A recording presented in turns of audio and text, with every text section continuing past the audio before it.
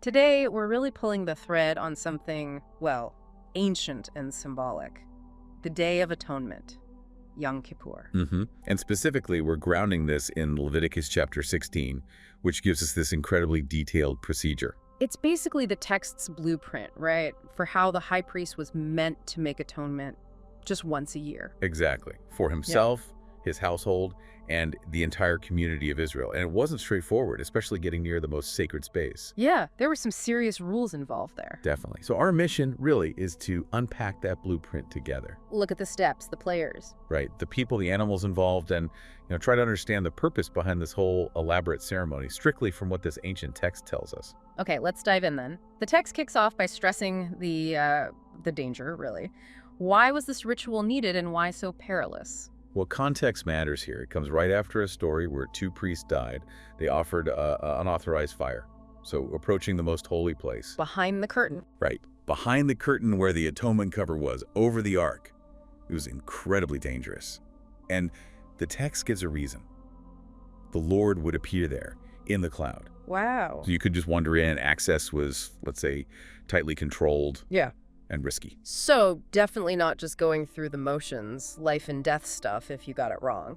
And who is the one person allowed to do this? According to this chapter, it's Aaron the high priest and, presumably his successors who were properly set apart for this job. And even he had prep work to do, right? He couldn't just walk in off the street. Oh, absolutely. Before anything major happens, the high priest had to bathe, a full immersion, and then put on very specific clothes.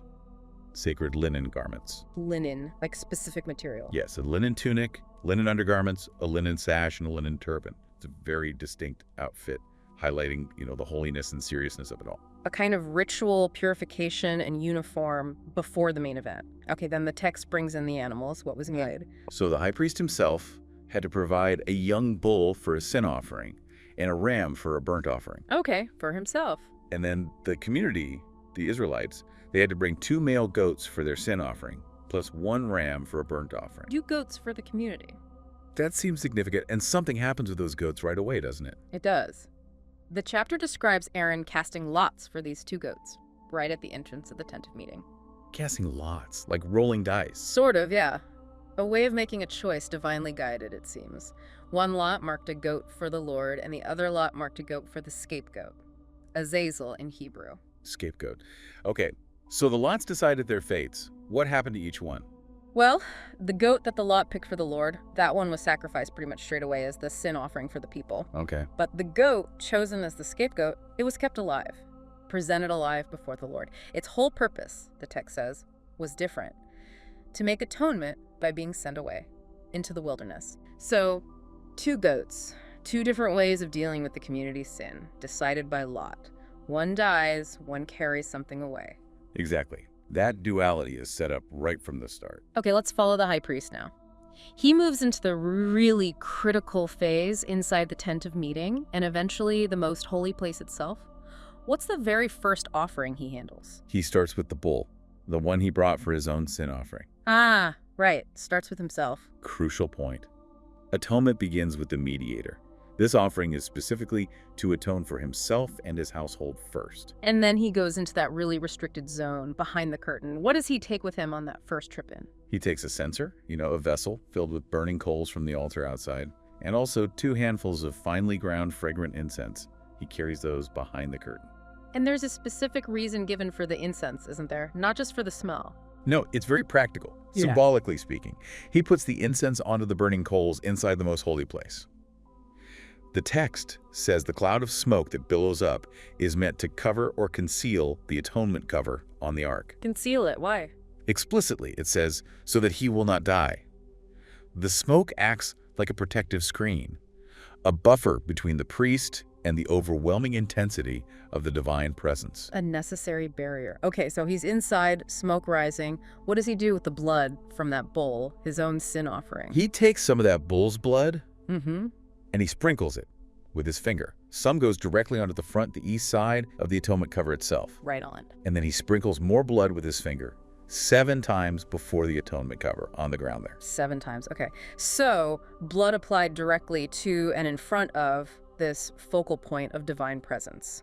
After sorting out his own atonement, he comes back out and deals with the people's offering. Correct. He then slaughters the goat that was chosen by Lot for the Lord. That's the people's sin offering. Right. He takes his blood behind the curtain, goes back into the most holy place, and he does the same thing with the goat's blood as he did with the bull's blood. Sprinkles it on the atonement cover, but before it. Exactly. Same procedure. So you have blood from the priest's sin and blood from the people's sin, both applied in the holiest spot. What's the text say is the overall goal of doing this inside the most holy place? Yeah, this is really interesting. The text states these actions with the blood inside were to make atonement for the most holy place itself. For the place. For the place, yes. It needed cleansing, apparently, because of the Israelites' uncleanness and their rebellion, their sins. And he also had to make atonement for the tent of meeting as a whole, because, as the text puts it, it remains among them in the midst of their uncleanness. So the people's sin didn't just affect them, it sort of permeated the sacred space, made it unclean too. That's exactly the idea presented here. The dwelling place of God among them was affected by their sin, so the space itself needed this annual purification. That's a really key insight. And while the high priest is doing all this inside, what about everyone else? Total restriction. No one else was allowed, even inside the tent of meeting, the outer holy area, from the moment the high priest went into the most holy place until he came back out, having finished all this atonement work. For himself, his family, and all of Israel. Right. It was a solitary job at this point. Focused. Okay, so he's finished the work inside the most holy place and the tent of meeting. The text says he then comes out towards the main altar, the one outside in the courtyard. What happens there? He needs to make atonement for the altar too. So he takes some of the blood from both animals, the bull and the goat whose blood went inside. Ah, mixture this time. Seems so. He takes some of the bull's blood and some of the goat's blood and puts it on the horns of the altar, all around. The horns, specifically. Always these precise details. And is there sprinkling here as well? Yes, after applying it to the horns, he sprinkles some of the blood on the altar itself with his finger 7 times again. 7 times again. Purpose. The text says to cleanse it and consecrate it from the uncleanness of the Israelites. So the purification process moves outwards from the most holy place, through the tent, now out to the altar. A progressive cleansing. Okay, now after all this atonement for the sacred spaces is done, then the other goat comes back into the picture, right? The live one. Correct. Only after he's finished making atonement for the holy place, the tent of meeting, and the altar does he deal with the live goat, the scapegoat. It's brought forward. And this is probably the most famous, most visually striking part of the whole day described here. What does Aaron do with this living goat? He lays both his hands firmly right onto the head of this live goat. Oh, hands. Okay. And while his hands are on its head, he confesses over it all the wickedness, all the rebellion, all the sins of the Israelites. The text is very explicit. He is putting their sins onto the goat's head. Wow. A direct physical transfer, symbolically speaking. The weight of all the community's sin placed onto this one animal. What happens to the goat then? It gets sent away into the wilderness. There's a specific man appointed for this task, someone prepared or designated. Sent away? Why? What's the point of sending it into the wilderness? The text explains it clearly. The goat carries on itself all their iniquities to an uninhabited land, a remote place. And the man just releases it there in the wilderness. So the sins aren't just like forgiven or covered by the blood sacrifices. They are physically removed, carried away, banished from the community. That's the powerful symbolism here. A complete removal. Carried off into isolation. That's quite an image. Now, after this dramatic sending away of the scapegoat, is the high priest done for the day? Not quite. There are concluding actions. He goes back into the tent of meeting. He takes off those special linen garments. The ones he wore inside the most holy place? Exactly. He leaves them there, in the holy place. They aren't worn outside of that specific context, it seems. Then he bathes himself again with water in a sacred area and puts on his regular priestly clothes. So a change back, out of the unique Day of Atonement gear. And then there are more offerings. Yes. After changing, he comes out and offers the burnt offerings, the ram he brought for himself, and the ram the people brought. Ah, the rams we heard about earlier. Right. These are also described as making atonement for himself and the people. And he also burns the fat of the sin, offerings the bull and the goat on the altar. Okay. And it wasn't just the high priest who had procedures to follow. Even the helpers did, right? That's right. The man who led the scapegoat away into the wilderness, he had to wash his clothes and bathe himself before he could re-enter the camp. Makes sense. And same for the person who was tasked with taking the remains of the sin offering animals the bull and the goat, whose blood went outside the camp to be burned. They also had to wash clothes and bathe before returning. Handling these items connected to sin required purification. Right, you mentioned burning those animals outside the camp. What parts exactly? The text is specific again. Their hides, their flesh, and their intestines. The whole remainder of the bull and the goat, whose blood was used for the innermost atonement, had to be taken completely outside the camp and burned up. Total disposal, outside the community. And this whole incredibly detailed process. This wasn't just a one-off event, the text emphasizes. Absolutely not. It's very clearly stated this is a lasting ordinance, a permanent statute. It must be done. When? Once every year, on the 10th day of the 7th month.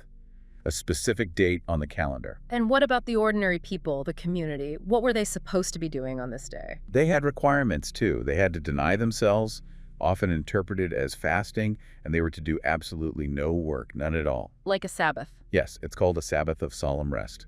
And this applied to everyone native-born Israelites and any foreigners living among them. The text says this day is when atonement is made for them, to cleanse them from all their sins before the Lord. So personal affliction, fasting maybe, and complete rest were the people's participation in this national cleansing day. And the main point, repeated, is this annual nature. Precisely. The chapter wraps up by reiterating that this is the lasting ordinance. Atonement made once a year for all the sins of the Israelites. Yeah.